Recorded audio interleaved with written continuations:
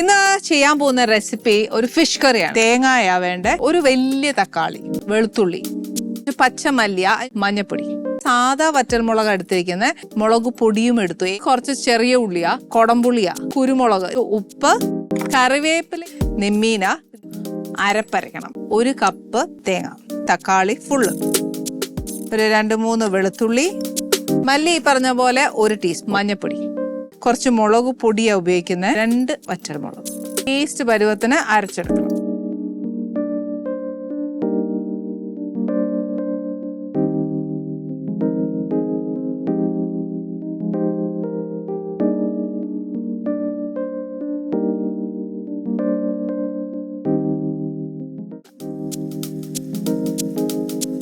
കൊടംപുളി ഇതിനകത്തോട്ട് ചേർക്കുക.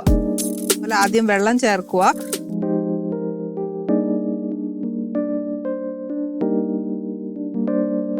ഇനി ഇതിന്റെ പരുവം എന്നാന്ന് വെച്ചാൽ നിറച്ച് കറിവേപ്പില ഇടുക, പുളിയൊന്ന് നോക്കുക, ഉപ്പൊന്ന് നോക്കുക, ഇതെല്ലാം ചെയ്യാം.